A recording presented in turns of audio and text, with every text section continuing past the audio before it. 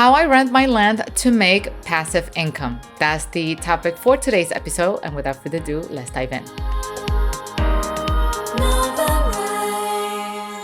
Hello, and welcome back to another episode at Novarise, your channel for financial education. So today we're going to talk about land, how to invest and make money off of your land. And to cover that subject, we have a special guest today. You already seen him once before. His name is Rudy Avila. He's a very successful business owner and also real estate investor. So let's just go ahead and welcome him to our show today. Thank you for having me. Thank you for joining us today once again. So this time around, we're going to talk about land, right? How you actually decided to invest in a land and rent it out. And for those who, are tuning in for the first time and didn't check out the prior episode, just to give them a recap, you come from a background of being entrepreneurs, right? So you had a family business, you inherited, you learned a lot from it, you took it up to the next level, you generated a lot of cash, and then you figure, hey, what's next? What do I do with that money? And so you explore a couple of ventures, some of them franchises. You looked into FedEx, you looked into restaurants, Subways, and then you realize that ultimately it will still require some level of effort or part of your time being there because it is still considered an active business. And you decided that that wasn't the route that you wanted to take because you already have an active business and you're only one person, so you can only handle one active business. And so the answer became real estate because you can do it passively and you can generate cash flow, you can enjoy the appreciation, and you can also enjoy the depreciation, which helps you save a lot of money on taxes. But you decided to do things a little bit differently. And it's by investing in the land. Most people go after the property and the land just happens to come with it. But most people care about the property because it's something that they can depreciate. So in your case, you decided to go for the land in itself and rent out the land. So can you share with us what was your thinking process? How did you actually get that idea? How do you even find the land for you to invest in? Yeah, so at this point, I already have a few properties, and I now was thinking more about being more efficient, as in spending less money and getting more money in the cash flow department. So I started looking into the different types of real estate there is. And I have a friend that told me, I have a friend that, he owns mobile home parks and they're out of state, and he makes a lot of money from it. And I was like, okay. And this was like a while back. And then that came into my mind when I was looking into different options. So then I was like, okay, well, let me look into mobile home parks. So I started looking, and then I started seeing, wow, okay, like the prices are a little bit cheaper than properties. Yeah. And then I started seeing the benefits of, okay, yeah, well, if you own the land and someone owns the houses on top, I don't have to do maintenance on these houses. And I was like, okay. Well, okay, so then we move forward. Okay, well, what if, you're going to invest out of state, you get cheaper prices. What's going to be the one that's going to be a big hassle? And it's going to be, let's say, the management. Like, well, you got to pay a manager to manage these units. And then, so what's the benefit of mobile home parks? Okay, well, there is no homes to manage. You just got to collect the money from the land, So then, okay, I look into it, and then I started seeing that the more I looked, the more questions would pop up. The more I looked, the more questions pop up, and I was like, man, I got to go to school for this, But in my life, it's not really about school; it's about education, self-learning education. So then I started searching schools, and then it was a lot of studying. I got like books like this big. You learn how to pick out these parks in the States, or in the urban areas, or in the main cities, or rural. And so for me, it was what I want. I want it to be in a city of over 30,000 people population. I want it to be in a metro of over 100,000 people. And so first I was basing off that, and then you go looking into the parks. So it's kind of like the most important thing, in my opinion, because you can change what's in the house. You can fix up the houses. You can do the type, but you cannot change the location. Right. And that's like the most important thing. Like, it's all about the market research. Because then, like, you have this property that, let's say, you want to sell it later on. No one's gonna want to buy it later on because it's like in the middle of nowhere, let's say.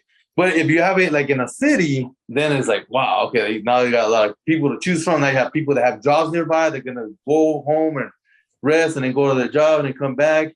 And there's a lot of benefits like plumbing, something that goes wrong, hire a plumber, electrician, you need to go this. And in the beginning, that's what it takes to fix up the park. And then later on, it's very easy after. So after I learned how to pick up these parks, I educated myself.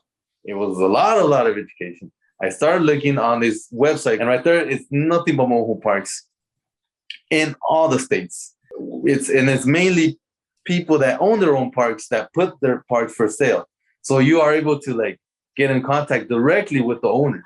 Oh. And so I was looking, and then I was looking for states. And again, I must have looked for like, man, all of their parks, like there's like hundreds of parks. I narrowed it down. Okay, what's a great landlord-friendly state? One was North Carolina, right? And so, okay, is there cities nearby? Yes, there's a lot of big cities and major cities, and then there's urban cities near it. And then, okay, job growth is going up way up there, a lot over there. And, you know, there's a lot of like things I was just seeing. Okay, there's like hospitals. There's, and that I don't think there's military there, but military would be good. So there's schools. There's many diversification of businesses. I mean, we got all kinds of huge businesses going through there and factories. And so then I narrowed it down. Okay, this is where I want to be, at this area. And I saw it by studying myself into getting to that area. So then, all right, I looked at the parks, and I found a park that I was interested in. I talked to the owner, and, you know, okay, it has a few rented, and the houses come with the park. And it's in this case is a small mobile home park. It's 6 units, 6 lot rents, 6 spaces there. So, and dive into, okay. So then in the education, they have this due diligence manual. When you're gonna buy a park, follow these steps. So man, I was like, perfect. Like every single step, contact the owner. Like, I need this from the park. He'll send me all this information. The plans for the construction when the park was made. By the way, all these parks were made like in the 60s and 70s. So like, you know, they have records from then and all legal. And then the rents and then like the contracts. And I mean, I can go on and on. I studied them. Everything looks good. Everything's good. Okay. Interested. And by then I was like super like excited, passionate. I want a mobile home park. I don't care about nothing else right now. I just want that thing, you know? And yeah, so then we do it. We're going to escrow, and then I actually have a good friend. He wants to invest in real estate too, and I was like, well, let's just do this one. Let's go and try it out and see what happens. He's all right, cool, let's do it. So I got a partner. So then we got the partner, and then we paid it, bought the park. Now again, the work starts once you get the park, the land, right? So then see what's going on, and man, it's a big old mess. Like no one's paying the rent.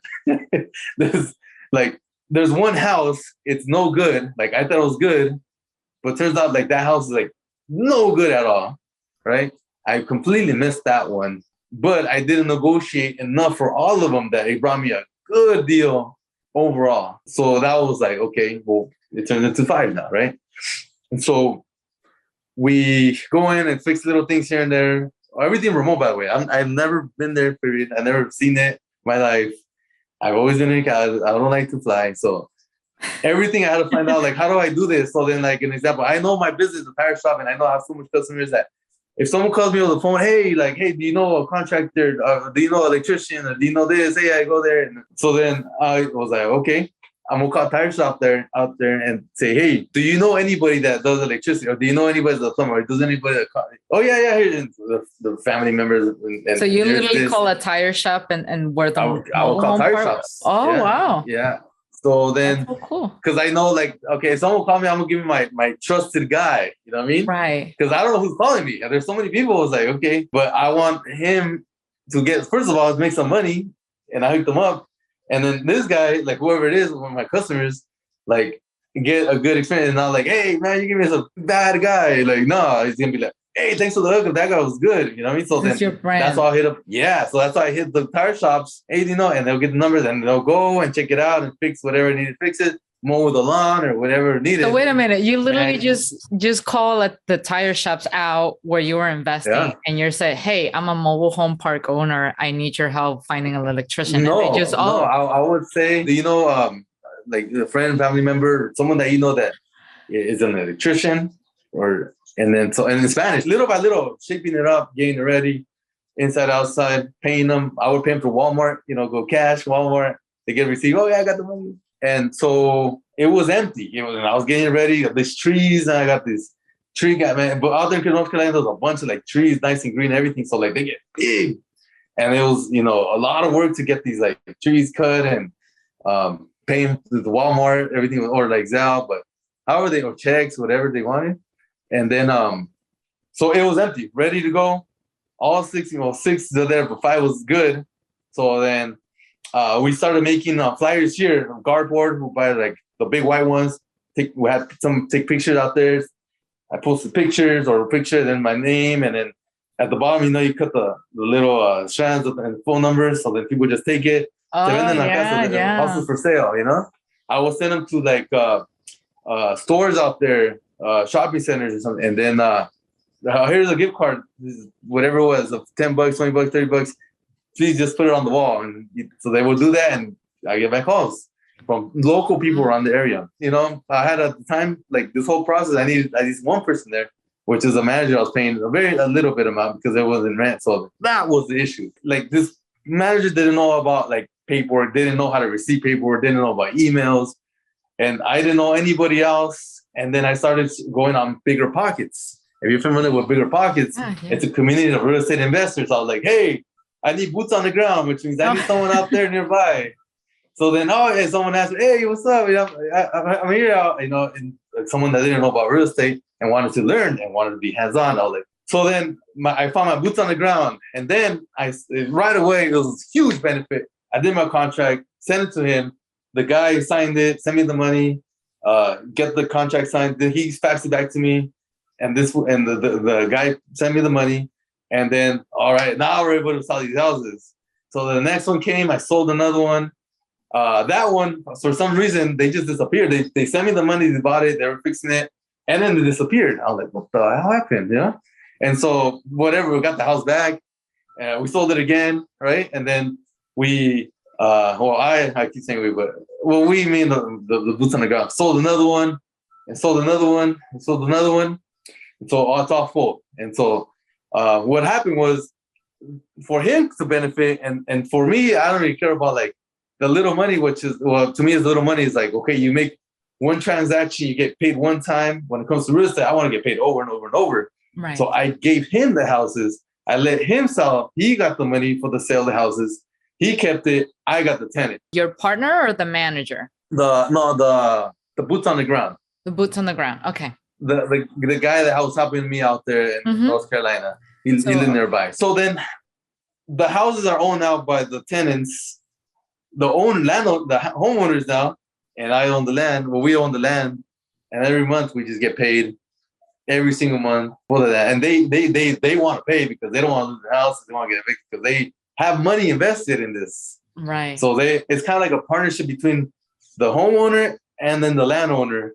And I don't got to deal with the whole toilet thing, like I mentioned before. All that needs roof or this and that. It is what it is, as is when you buy a house. So I'll go ahead and, talk to him about the price and negotiate the price, get a discount because you're going to fix this. And then they fix it on their own. They get nice. And so now the park is very nice. And I have, so one of the tenants owned one home. She's like, hey, well, what are you going to do with the other house? I was like, which one? Oh, the one that's all messed up. And I was like, nothing. And she's like, oh, I want to buy it. And I was like, what? Okay. Oh. Well, I'm not going to sell it to you. I'll just give it to you. And I was like, okay, then I'm going to give you all the time you need to fix it up. Go ahead and fix it up. And whenever it's done and people are living in there, go ahead and start paying me the lot rent. And she's like, all right, cool. So that took about a year to do. They're fixing the whole thing. Because over there, it snows sometimes and it's rain, but then there's also light, very beautiful. So they got to work during in the nice time. So that's why it took so long. And so now, the home's done. People are living in it, and now we have 6 incomes from that thing right there. Wow, what an So that's amazing how we got. story. Yeah, and I didn't put no money into like fixing up the homes, like only a little bit in the beginning, but it was like that last one. It was like you should have seen that thing bad, bad, bad. But homes, you can make them all new again. So that's what they did. It's very nice now, and the people living in it. And so that mobile home park was a true success. Was out of state, and that was my first time doing something out of state. Anyways, like I had to learn about that too. And so like it was like two things you had to learn at one time. But I had a good education, and the guy who's the teacher, he is very open about, hey, whenever you have any questions, just call me. And so I'll have questions, and I'll call them. And then this is how you do it. And then, all right, now we'll do it. Same thing. Time goes by. Now this happens. What do I do? Do this. Okay, and now I'll do it. So I was like doing as the guy when I get into certain tough spots. How do I do that? And he would tell me how to do it. And so, but that all comes like, little by little. It took I think about a year and a half to get that project done. It was hard. It was probably one of the hardest things I've ever done. From that experience, everything came out good and making money every month and all that. But nowadays, I prefer much stay in Cali, or we can do things faster and more, okay, hey, you're not supposed to do that, for example, to a tenant. Oh, okay. And then they stop, for example. And so, so nowadays it's like, I'm going to try to do something out here when it comes to that. But it was a very good learning, and the land appreciated a lot, because once it comes 4 or more units, it is not considered commercial. So commercial is valued not by what this house is worth, by what that house is worth. Commercial is valued by the income. So now, because now the park makes more money, now the park is worth more. So it was great all around, and it's a great experience for me. But it goes to show that hard work really pays off. And I mean, I'm sure it was very difficult. As you were telling me the story, I'm reliving some of it. On my end, I didn't invest in mobile home parks, but I did invest in Section 8 housing. So the same pain that you're feeling, like I'm reliving it all over again. But what's important for you is that you didn't just walk into a project blindly. And I think that's one of the key things that we want to tell people every single time in this channel, because most people want to do things the other way around. They want to, I want to buy because I have money, or let me just work towards getting money. But then they don't know what they're buying, right? Like you have no clue. Yeah, you think that because you have money to buy a mobile home park, then that you can easily run it. That's a whole complete different ball game. The type of tenants are more management intensive. The land, you have to make sure that all the proper sewer, the electricity, everything runs smoothly in the park, and that requires experience. So you started off the right way. You didn't let the adrenaline conquer you, so to speak. Like you were excited, but you figure, you know what, let me learn first. And when you learned it, that's when you realize, and even with the lessons, you realize you still miss a couple of things, like the house that was undervalued and all of that stuff. But you negotiated a good entry point because you had a great educational base that allowed you to walk in. Okay, so I know, back to our conversation on the basic skills, right? Like you have to have basic skills. And once you have that, you can always improve them. Same thing with the product that you're getting. The house can also be improved. But the part that I love the most about what you said was the fact that you knew right from the get-go that you didn't want to worry about maintenance of the property. So you bought the whole part with the houses and all. You flipped the land. That's what it sounds like it. So you improved it. And then you gave people something that not everybody has. They became homeowners, right? And then when your mindset changed from being a tenant to a homeowner, now, like you said, they have a vested interest. Now, this is my home. I better pay my lot rent, because otherwise I'm going to be left without a home. And this is my home. I bought it. And in addition to that, you even inspire one way or the other, the lady who saw the vacant lot next door and she flipped it for you. She fixed it up for you so that she can, rent it out herself and still pay you. So in the end, you still created a win-win situation. And you managed to find a great partnership. So those are all the lessons that are learned. And now after you tried it, you're like, okay, it was a good learning lesson, but I don't want to do it again because I rather do things locally because you can move things faster. It's one of the things that happens when you're investing in long distance because you do have to rely on other people. And sometimes you want to move things faster, but you can't because you're kind of like at the mercy of others. But it seems like your approach of telling people that you've done business with them before, and that's how they always recommend you the best guys to you. That's what wind up paying off for you because you always got top quality and the best of the best. Now, I have a question for you, Rudy, in terms of depreciation, right? So everybody keeps talking wonders about how real estate helps you save a lot of money in taxes because of the depreciation. You're not really spending money to depreciate something. It's just a nice number, a nice negative number that helps you reduce your taxable income in your annual taxes. So when it comes to mobile home park, since you don't own the properties, can you still depreciate the land? Can you still depreciate what you have in there?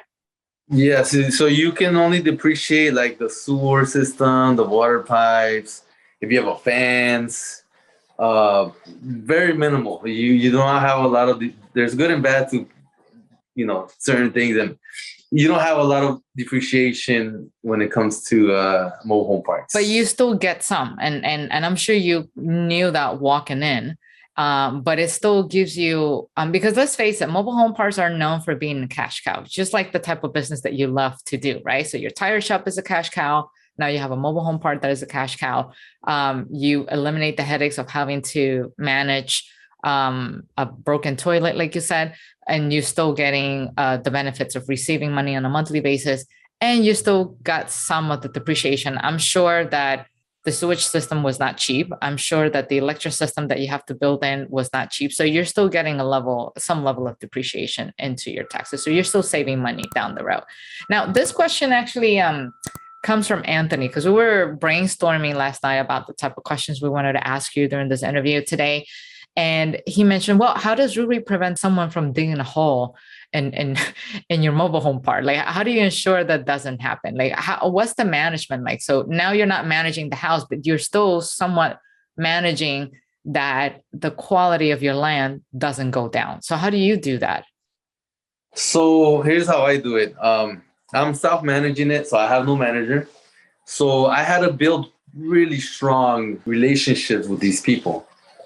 And I'm talking about the tenants. Like the first guy, he needed like something. I was there and I helped him out. And can I pay later? Yeah, don't worry about it. Oh, I'll take care of it. Like, I'll even cut the grass for you. I'm like, okay, awesome. Like, was talking on the phone, build relationships. It's a lot of phone time. We became really strong together, right? So then the next person, strong relationship. We bond. We talk. Hey, this guy's like me. Like, I like this guy. Like, strong relationships. Every single tenant you gotta be cool with. Like, you gotta be like, they need something kind of in the way. Okay, I'm on it. Let me work whatever I can do. You know what I mean?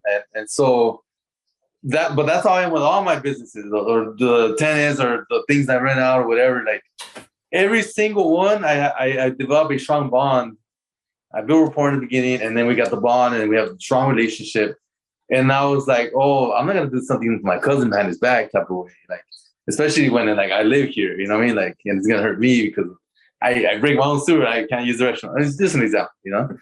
So they're not gonna do that to themselves, and at the same time, they're not gonna do it to me because I've been so good to them. Like, and so like I let them pass some time. Oh, I can't be a little late. I go, all good, just do it. And I get the rent, and they're happy. And okay, like he understands.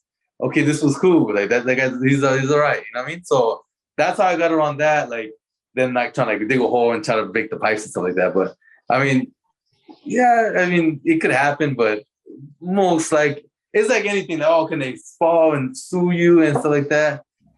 Yeah, but probably not gonna happen. And like especially like on that because it's like their own little like land. Every house has their own section, so it's small enough to every house. It's perfectly divided into 6, so that's their. So they gotta maintenance their lawn. I don't pay for that. They gotta upkeep. They can't have like trash. I can check them on that.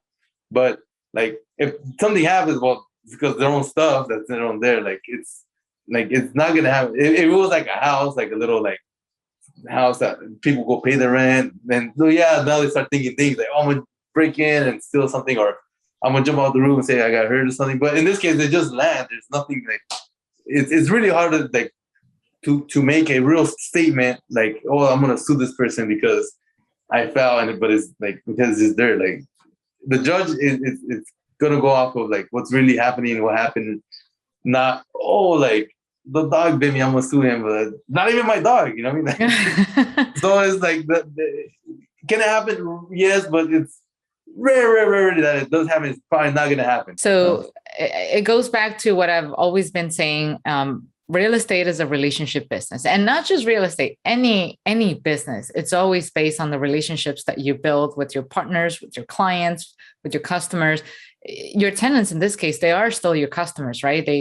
They're paying you for the right to live in that property. So it seems like you manage your properties directly. So you don't use a property manager in this case. So you maintain a direct connection directly with your tenants. And so like, do you alternate with your partner in this, or like, does he have a different role in this partnership? Like, it seems like you interact with the tenants directly. So how do you divide and conquer together? In this case, he's more a silent partner. He just put the money and he just receives the money. I tell him everything what happens. I mean, there's a lot of stories too. What happens in there? Like, I'm sure. But he just listens and gets the money, and he's happy with that. He doesn't really want to. He doesn't really understand a lot of things I'm doing, so he's not like a real estate investor like that. He does invest in real estate with like all we have, but not actively. Is what I'm trying to say. Right.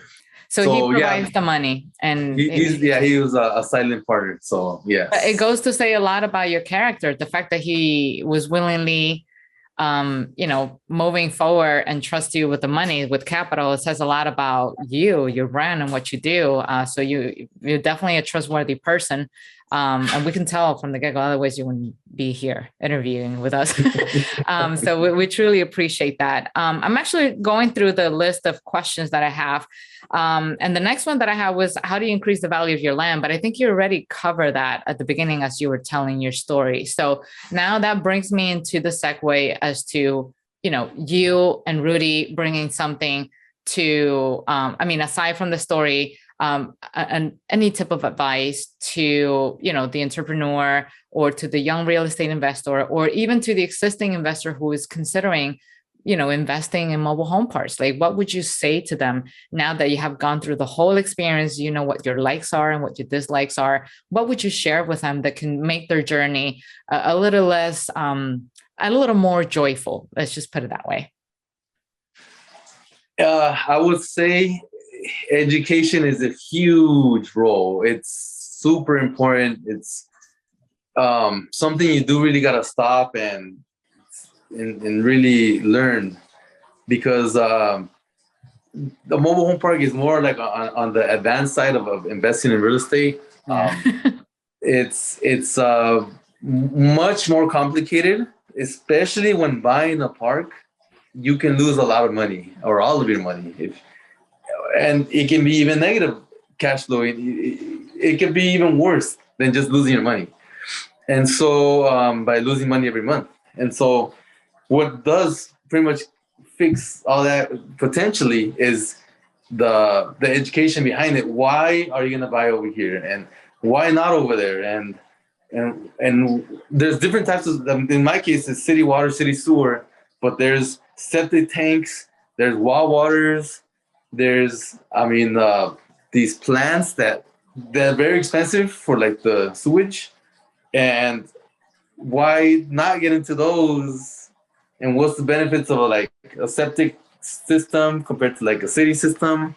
What's the benefit of the water system, a city water compared to like a sewer? The pumps, the well waters. It's so you got to understand all of that when you're buying, and it just comes from education. I'll say it over and over. It's when it comes to mobile home parks, you really got to get educated on this stuff, and I highly recommend, getting one of those online schools that you pay. They're not cheap. They're pricey, but it's well worth it. And you're gonna reap huge benefits from the education.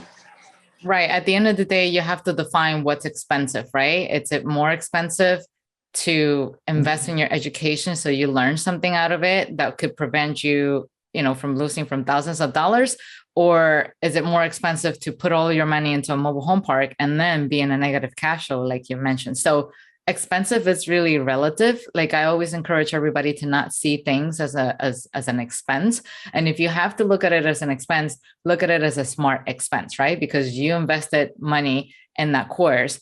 It was pricey, or it felt pricey, but look at how much is paying you off, tenfold now today. Look at that smile on your face. Like you're passionate about everything. You enjoy it. Like I said, I've never met anybody who puts down so many fires at the same time. Like you get phone calls and get pulled from so many directions, but you always have a smile on your face. Like I'm like, I need to learn more from that. Like sometimes the stress does get to you, but you're like, oh no, it comes with the territory. This is just part of business. It's just like everyday life. I'm loving it.